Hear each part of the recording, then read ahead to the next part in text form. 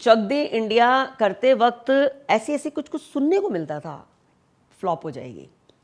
Shahrukh sir के साथ काम का एक्सपीरियंस गजब का। अभी तक ऐसे को एक्टर मुझे नहीं मिले।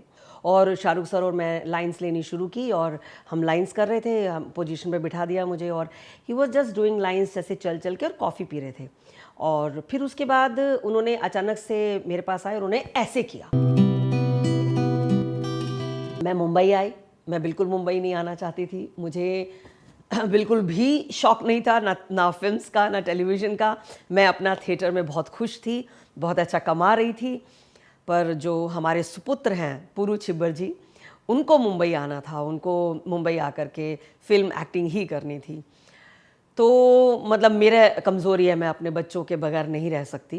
तो बहुत सारे माँ बाप है बच्चों को भेज देते हैं, ठीक है, उसमें भी कोई बुरी बात नहीं है। लेकिन मुझे था कि नहीं, मैं भी साथ चलूँगी तुम्हारे। तो मैंने रिज़ाइन किया और मैं मुंबई आ गई। और बस मेरी यहाँ वर्कशॉप शुरू थी। मैं बच्चों के साथ वर्कशॉप्स कर रही थी, स्कूल्स में जा कर के क्लासेस ले रही थी। मेरी प्राइवेट ट्यूशन्स भी चल रही थी एक्टिंग की, बढ़िया चल रहा था। अभिमन्यु रे कास्टिंग कर रहे थे चक दे इंडिया की, और वो मुझे जानते थे दिल्ली से, क्योंकि मैंने फिल्म थी रंग दे बसंती, उसमें मैंने उनकी हेल्प की थी कास्टिंग में थोड़ी सी, क्योंकि हमारे पास टीनेजर्स बहुत आते थे टीआई में। तो अभिमन्यु रे के पास मेरा नंबर मिला उनको दिल्ली से, तो वो मेरे पास आए और हम बस बातचीत में लगे। विभा मैम प्लीज़ हेल्प कीजिए, आप वर्कशॉप्स लेती हैं, मुझे लड़कियां चाहिए, और तो आप मेरे मदद कीजिए ऑडिशंस लेने में, थोड़ा वर्कशॉप लेने में। मैंने कहा ठीक है। मैं मंडे टू फ्राइडे खाली होती थी, हर सैटरडे संडे में पूना जाती थी वर्कशॉप के लिए। मदद की। एक दिन बोला उन्होंने कि आप ये वाला रोल ट्राई करिए ना, कृष्णा जी का। मैंने कहा अरे नहीं नहीं, बिल्कुल भी नहीं, कहाँ यशराज शाहरुख खान, मुझे नहीं करना। नहीं, आप ऑडिशन दीजिए। मैंने कहा ऑडिशन क्या होता है? उन्होंने फिर मुझे समझाया कि ऐसा आपको एक पेपर मिलेगा, आपकी लाइंस होंगी। मैंने कहा नहीं, बिल्कुल भी नहीं, मुझे नहीं पसंद कि मैं रिजेक्ट हो जाऊं और मुझे डिप्रेशन हो जाए। मैं अपने थिएटर में खुश हूँ। फिर वो कहते हैं अच्छा ठीक है, आप ट्रैक पैंट और टी शर्ट और शूज़ पहन के बैंड्रा में शिमित हैं, वहाँ पर वो हॉकी खेल खेल के वो मतलब ऑडिशन लेते थे लड़कियों, तो वो आप आइए वहाँ पर। मैं चली गई, शिमित को मिलवाया और शिमित ने ऐसे किया कुछ, और मुझे अभिमन्यु ने बोला कल यशराज आ जाना। मेरी तो हालत ख़राब। मैंने कहा अभिमन्यु नहीं, अभिमन्यु कहते विश्वास करो यार, मैं लूँगा ऑडिशन तुम्हारा, तुम आ जाओ। उससे मुझे एक पेपर दे दिया। अब हम तो 10-10, 20-20 मतलब पन्ने क्या, मतलब हम पूरी 100 पेज की स्क्रिप्ट याद कर लेते थिएटर में, एक एक पेज हमारे लिए क्या। पर मैं बहुत नर्वस थी। उसने मुझे एक कमरे में बोला आप यहाँ जाके याद कर लो, तब तक मैं दूसरे ऑडिशंस लेता हूँ।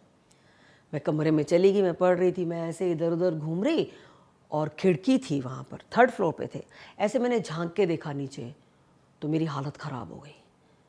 तो वहाँ पर ना लाउंज है, वीआईपी लाउंज, वहाँ पे अमिताभ बच्चन, अभिषेक बच्चन, लारा दत्ता, प्रीति जिंटा, ये सब बैठे हुए थे। झूम बराबर झूम की शूटिंग थी, वो लंच कर रहे, देखते मेरे पसीने पसीने, मतलब वो लोग मेरे इतने करीब से मैं उनको देख पा रही हूँ, तो बहुत मतलब मेरी तो और हालत ख़राब हो गई। मैंने कहा ओ गॉड, यशराज में इतने बड़े बड़े, और कहाँ मुझे, और इतना मुझे, क्योंकि स्क्रिप्ट पढ़ी थी, मुझे मालूम था कि कृष्णा जी का कैरेक्टर शुरू से लेके आखिर तक, और मुझे बहुत घबराहट हुई। मैंने अभिमन्यु को बोला नहीं अभिमन्यु मैं जा रही हूँ। विभा मैम प्लीज़, उसने मुझे डांटा, प्लीज़, विभा मैम बोलता था मुझे, प्लीज़ आप ऑडिशन दीजिए। मैंने बड़ी मुश्किल से, मैंने कहा क्या कर रही है विभा छिब्बर, एनएसडी की पढ़ी तूने, वहाँ पर तू ग्रेजुएट है और तू यहाँ के इस एक पेज से डर रही है। मैंने ऑडिशन दे दिया। फिर रोज़ फ़ोन आते थे अभिमन्यु के, कभी हाँ मैम ये लड़की, हाँ मैम वो लड़की। 1 महीना गुजर गया, मैंने भी एक बार नहीं पूछा मेरा हुआ या नहीं हुआ। एग्जैक्टली 1 महीने के बाद उसका है विभा मैम आपको सिलेक्ट कर लिया गया है। तो मैं वाह बहुत अच्छी बात है, मैं और नर्वस हो गई। एनीवेज फिर मैंने सोचा कि अब कूद गए तो तैयारी लेंगे। फिर बस इस तरह से फिल्म मिल गई, और बहुत ही अच्छे डायरेक्टर, बहुत ही अच्छी टीम, बहुत ही हमारी ट्रेनिंग हुई। पूरा 1 महीना हॉकी खेलने जाते थे। अब वर्ल्ड की बेस्ट हमने स्पोर्ट्स फिल्म देखी, हमने वर्कशॉप की, हमने रीडिंग की। फिर शाहरुख सर से जब मुलाकात हुई तो वो तो और ही गज़ब रही कि वो सच्चा एक शाहरुख, तो वो उनके साथ रीडिंग हुई तो सच अ नाइस पर्सन, बात करने में बहुत ही हम्बल। तो वो सब भी शूटिंग के दौरान भी उनको पता था सब हम नए हैं, तो हम डर रहे होंगे, एक्सपीरियंस था उनको कि उनका भी रहा होगा, तो एक एक्टर को एक एक्टर की बात समझ में आती है, तो बहुत ही अच्छा रहा। शाहरुख सर के साथ काम का एक्सपीरियंस गज़ब का। अभी तक ऐसे को एक्टर मुझे नहीं मिले। बहुत डरी हुई थी पहले दिन, उनका और मेरा सीन था, हम दोनों अकेले थे, साथ में एडीज थे, डायरेक्टर थे, बहुत नर्वस थी, बाहर नहीं आने दे रही थी नर्वसनेस, पर अंदर गज़ब, दिल धड़ धक धक धक धक धक। और शाहरुख सर और मैं लाइंस लेनी शुरू की और हम लाइंस कर रहे थे, हम पोजीशन पे बिठा दिया मुझे और he was just doing lines, जैसे चल चल के, और कॉफ़ी पी रहे थे। और फिर उसके बाद उन्होंने अचानक से मेरे पास आए और उन्होंने ऐसे किया, मैं ऐसे हो गई, तो वो उनका प्रैंक था मुझे थोड़ा इजी करने का, मैं समझ गई थी।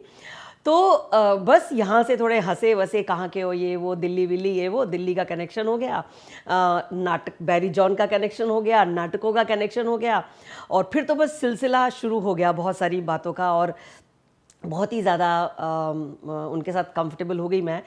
लेकिन सबसे अच्छी बात थी कि मुझे कुछ नहीं मालूम था, और मुझे वो बात याद थी जो मैंने पहली अपनी वो डॉक्यू ड्रामा किया था जिसमें मैं बहुत ऊंचा बोल रही थी, तो मैं बहुत उसमें कॉन्शियस थी कि मैं कैसे बोलूँ, और मैं शाहरुख सर को बहुत ऑब्जर्व कर रही थी वो कैसे बोल रहे हैं। कई बार मुझे उनकी आवाज़ सुनाई भी नहीं देती थी, तो फिर मैंने बोला कि सर इतने स्लो क्यों बोल रहे हैं हम, तो इसका क्या कारण है? बोला ये जो माइक है ना, ये बहुत सेंसिटिव चीज़ होती है, ये आपकी सांस भी जो लोगे ना वो पकड़ लेगी, और हम घर में कैसे बात करते हैं, अगर हम इतने करीब खड़े हैं तो हम चिल्ला चिल्ला के तो बात नहीं करेंगे ना, तो हम वैसे ही बात करेंगे जैसे घर में करते हैं। उसी तरह से उन्होंने मुझे, मैं पूछी थी वाइड क्या होता है और मिड क्या होता है, क्लोजअप क्या होता है, तो वो मुझे सब बताते थे। फिर जैसे एक सीन में इधर जिमी जिप था और इधर मैं और शाहरुख सर थे, मैं सर से बात कर रही हूँ कि ये लड़कियों का क्या करें, कब तक इनको पनिशमेंट रहेगी, तो मुझे ना मुड़ के जाना था, तो मैं इधर से मुड़ के चली गई। शाहरुख सर ने बोला वापस आइए, उनको बोला कि सॉरी एक बार फिर से टेक लेंगे। उन्होंने बोला आपकी ऑडियंस किधर है, तो मैंने कहा, कहते ऑडियंस किसके थ्रू देख रही है, कैमरे के थ्रू, तो कैमरा इज़ योर ऑडियंस, तो आप ऑडियंस की तरफ मुड़िए ना, आपको और फुटेज मिलेगी, थोड़े से आपका चेहरा दिखेगा। मैंने कहा ओ वाह तो ऐसी बहुत सारी चीज़ें शाहरुख सर के साथ की। शाहरुख सर की फ़िल्म रिलीज़ हुई थी डॉन, हम लोगों ने सब ने मिल करके वो फिल्म देखी, फिर उसके बाद हमने पार्टी की सारी रात, खूब गप्पे शप्पे मारी, और पता चला कि मतलब वो आम है, लाइक हमारे जैसे हम लोग एक एक्टर को सोच लेते ना कि पता नहीं क्या है। मेरी बेटी मुझे बहुत मिस किया करती थी, that time she was only 11 years old, वो रोती थी। शाहरुख सर ने एक बार उनसे बात कर ली और वो इतनी खुश हो गई, एंड वो भी बोले कि मुझे अच्छा नहीं लगता, मुझे आउटडोर्स पसंद नहीं है, मुझे बच्चों के साथ रहना, घर पे रहना ज़्यादा पसंद है, पर हमारा फील्ड ऐसा जाना पड़ता है। तो बहुत ही प्यारे, मैं बता नहीं सकती। वो उसके बाद मुझे 2 साल बाद मिलते हैं या 3 साल बाद मिलते हैं, वो हमेशा हक करते हैं, पहचानते हैं, ये बहुत बड़ी बात है इतने बड़े सुपरस्टार के लिए जो हज़ारों लोगों से मिलता है। और बहुत ही लाइक मेरी हमेशा उनके लिए दुआएं रहती हैं कि उनका जो भी काम आए वो हमेशा हिट हो, क्योंकि वो बेहतरीन एक्टर ही नहीं, एक बेहतरीन इंसान भी हैं। बस फिर चक दे इंडिया, और दूसरे दिन मुझे एहसास हुआ कि मैंने अपनी आज़ादी खो दी है, क्योंकि मेरी सिस्टर आई थी दिल्ली से, मैं नरीमन पॉइंट गई थी और मैं बैठी हुई थी, और देखते ही देखते 1 2 3 4 मेरे आसपास 50-60 लोगों का, आप कृष्णा जी हैं ना, आप कृष्णा जी हैं, आपने चक दे इंडिया किया, मैंने एक दिन में 2 शो देखे। मैं कहा ओ गॉड ये क्या हो रहा है। रेस्टोरेंट में जाओ तो खाने 10-50 नज़रें आपके ऊपर, लोग मिलने आ रहे हैं, ऑटोग्राफ्स ले रहे हैं, पिक्चर खिंचा रहे हैं, तो फ़ोटो खिंचा रहे हैं, तो अच्छा लगा, पर लगा कुछ मतलब कंफर्टेबल नहीं लगा, क्योंकि आदी नहीं थी इस तरह की ज़िंदगी जीने की, पर अच्छा तो लग रहा था। Of course Chak De India करते वक्त ऐसी कुछ सुनने को मिलता था, फ्लॉप हो जाएगी। और जिस दिन चक दे रिलीज़ हुई है, हम सबकी ड्यूटी लगी थी ऑडिटोरियम्स में, 5-5 इतने बजे के शो में जाओ, इतने बजे के शो में जाओ, इतने बजे के शो। मेरी इन्फिनिटी में ड्यूटी लगी थी कि सारा दिन मैं शोज़ में, हम 2-3 लड़कियां और मैं, हम रहेंगे। बिलीव नहीं करेंगे, पहले शो में कुछ 20-25 लोग थे। हम इंटरवल में जाके बात की, बुजुर्गों से बात की, जवानों से बात की, बच्चों से बात की, वो बहुत खुश थे। दूसरे शो में कोई 100 के करीब थे, तीसरा शो हाउसफुल। चौथा शो हाउसफुल, मैंने खुद ब्लैक में टिकट लेके खरीदी, क्योंकि जो मुझे टिकट सीएसआर से मिले थे सब दोस्तों को मैंने दे दिए। मैंने, मेरे और मेरे बेटे ने नहीं देखी थी, तो हमने अगले दिन ब्लैक में टिकट लेकर के 900 का टिकट लेकर के खरीद के हमने फिल्म देखी थी। राइट। तो ये था जो भी सफ़र था, बहुत ही अच्छा लग रहा था, लेकिन थोड़ी सी हिचकिचाहट थी, पता नहीं क्यों। जैसे मैं सब्ज़ी खरीद रही थी, तो उससे एक लेडी है, आप सब्ज़ी भी खरीदते हो? मैंने कहा मैं सब्ज़ी नहीं खरीद सकती क्या? नहीं नहीं, मतलब ये आप, मैंने कहा हम खाना खाते हैं, आप जॉब करते हो? कहती हाँ मैं बैंक में करती हूँ। मैं एक्टिंग करती हूँ, ये मेरी जॉब है। आप भी बच्चों के लिए खाना बनाते हैं, मैं भी बनाती हूँ। ठीक है, कुक है, क्योंकि मेरे पास वक्त नहीं है, वक्त होता तो मैं कुक भी नहीं रखती।